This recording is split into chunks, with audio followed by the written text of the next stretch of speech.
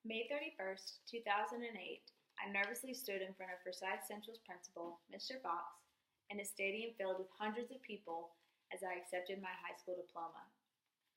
In that moment, as excitement, ambition, and fear all surged through my body, I knew that major life changes were right around the corner. 3 months later, my mom, my dad, my younger sister, and my 2 younger brothers all trekked up 3 flights of stairs, arms filled with overflowed boxes and bags, into room 308. I was officially a freshman at the University of North Georgia and moving into my dorm room with my best friend. Across the street, my high school sweetheart and his family were also doing the exact same thing. In that moment, I remember looking around and thinking, life is pretty perfect.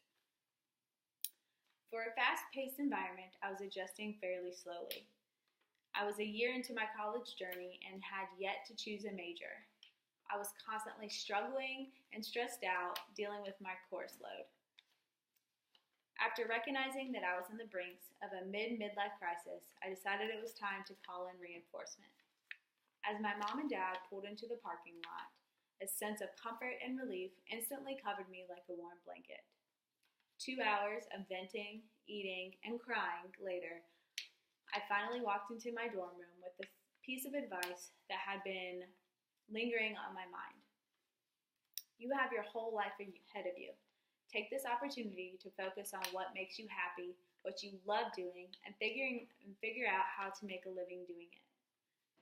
The next morning, I woke up early.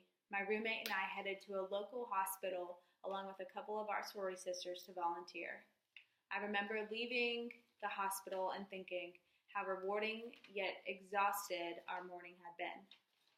After a quick lunch at Subway, we all decided that we were going to do the same thing at the same time next weekend. As I sat in class an hour later, I had an epiphany. Nursing. Nursing is what I wanted to do. It's what I was supposed to do.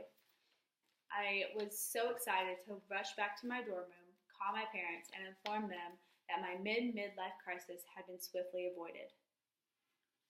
May 12th, 2013, I nervously stood in front of the University of North Georgia's president, Bonita Jacobs, in a stadium filled with hundreds of people as I accepted my nursing degree.